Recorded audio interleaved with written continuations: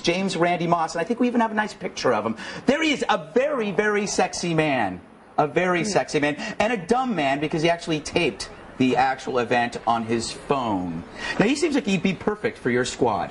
Yeah, he would be perfect. I'm surprised that we haven't thought of that for our own show. But, oh, gosh, look at these pictures. You know what? It makes me think... Okay, first of all, people accuse us of being too over the top. Yes. Hello, this is a real episode that just happened, and this is not over the top. But, okay, so she obviously is using this little event to promote her new gangbang video, whatever parent-pleasing thing she's doing. But now he's going to get in trouble. Is she going to get in trouble now for all the stuff that she was doing? You're absolutely right. It's unfair. It's unfair to the police officer. Julie, don't you agree that, I mean, didn't she make a deal with him on the side of the road, and now she reneged on the deal by putting it up on her blog? Greg, you are so behind the times. Paris Hilton, Kim Kardashian, this guy's going to be a huge star. Come on, that's the way to get into TV now. You got to make a porn tape. You're nobody if you don't have a porn tape. He is a scary man. He has a mohawk. But look, this guy proved.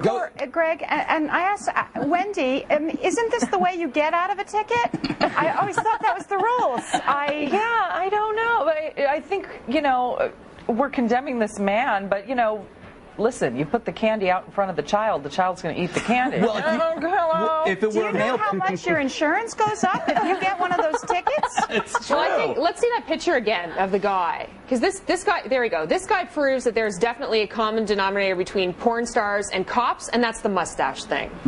Not donuts? No, porn stars don't really eat donuts, do they? In their films? 9.5 weeks. Well, they get glazed donuits, but those aren't really edible.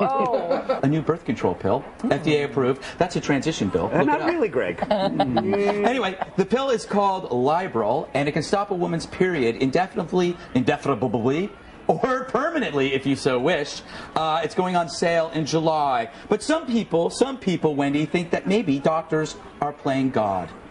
Well, I would like to go into God and get that pill because I am dying to swim in the ocean whenever I want, and I don't want to be attacked by sharks. But can I just say this? You know what? Once a month, whether you have the excuse to be as mean and miserable as you want to be, and you can blame it on that. And if that got taken away from me, I don't know what I would. But Julie, that's a great point. You could actually take the pill and not have your period, but pretend you have your period. But why would you be a liar, Greg? You know, I'm too honest for that. You know what? If I'm in a bad mood, I got to be in a bad mood once a month, and that's my excuse. Corey, do you see this as a revelation in medical science?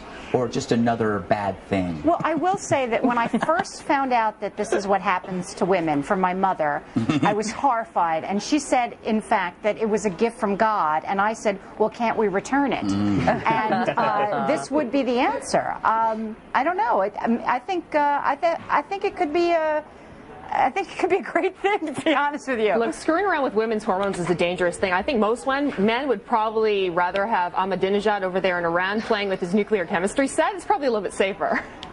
Then playing with women's hormones. Gotcha. Okay. I am clear. Name dropper. Yeah. Yeah, we're buds. You know. All right. Quickly, Julie. Psychiatrists at a French hospital report that Darth Vader could clearly be diagnosed with borderline personality disorder. They did this at a medical conference. They said that his symptoms, which include impulsivity, paranoia, frantic efforts to avoid real or imagined abandonment, pattern of unstable and intense personal relationship, and my favorite thing, the fact that he changed his name, means that he has a problem. Rachel, does this make sense to you? Don't they call him the Lord of Darkness? Isn't that kind of his bumper sticker name? That's Karl Rove, Rachel. Well,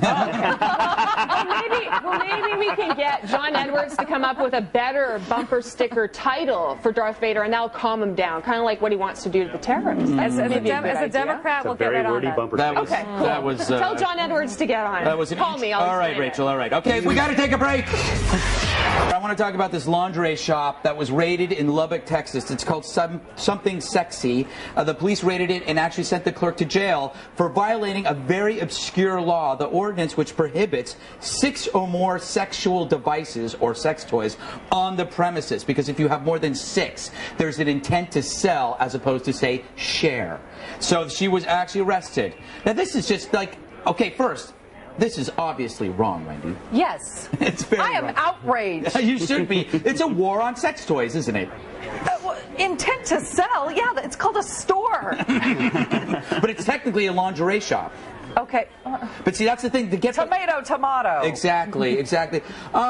Julie, how many sex toys is enough? You know, there's no limit. And the people of Texas, what is the matter with you?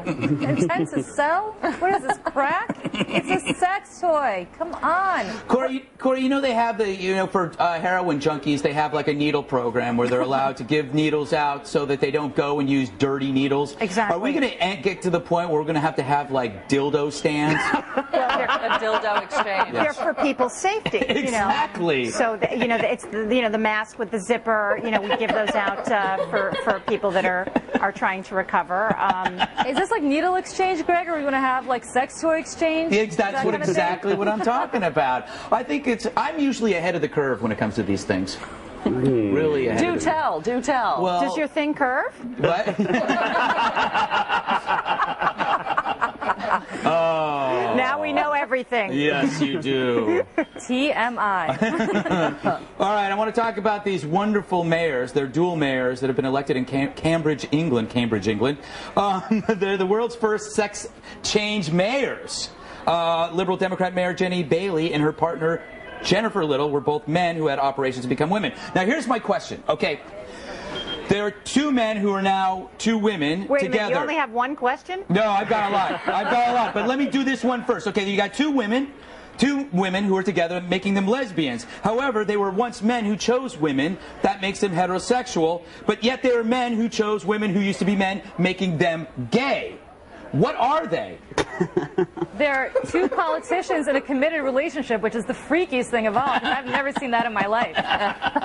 That's so true. I work with them every day. This may be the happiest political couple I've ever heard about. And I might say probably the most attractive. Don't you think, Wendy? Let's go to those pictures again. Well, especially for British women. Yes.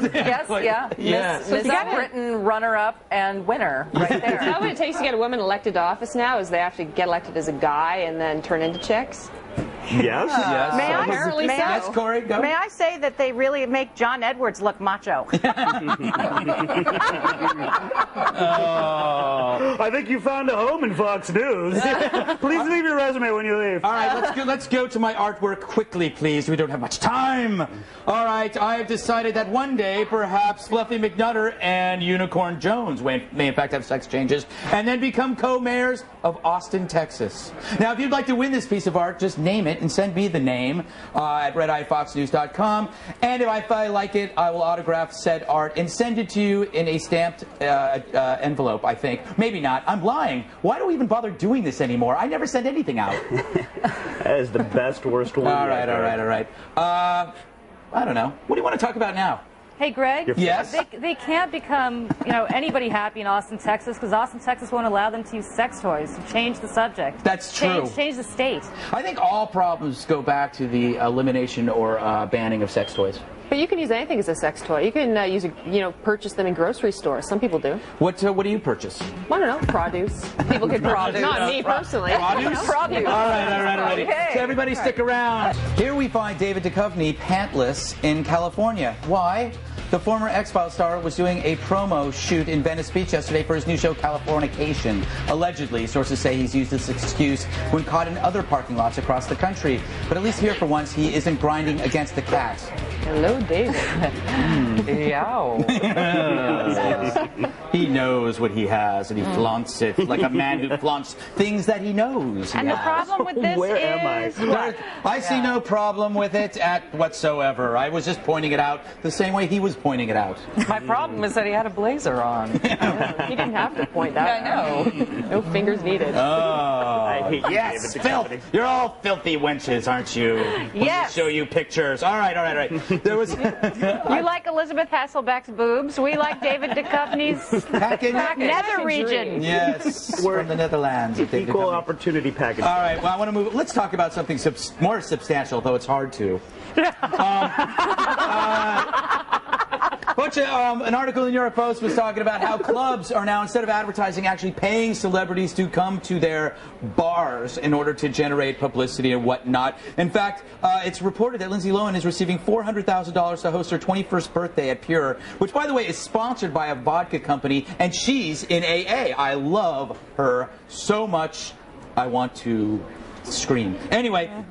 How much would you charge if you were invited to a bar? What do you get, Greg? What do I get? Nothing, because nobody cares so far. What I would get, in fact, I'm going to say this now. If you want me to come to your bar and sign posters or something, just pay for my drinks and maybe get me a cab home and maybe, you know, fondle me. I'll take in the cab. I'll take a six-pack of Keystone Light. I'll go for anything. Just let me into your club, please. Did you clear that through Fox PR before you mentioned it? No. The problem is Greg always dresses like Duchovny when he goes to those bars. So that's true. You can't fondle too much. You're a shower. How dare you? How dare you?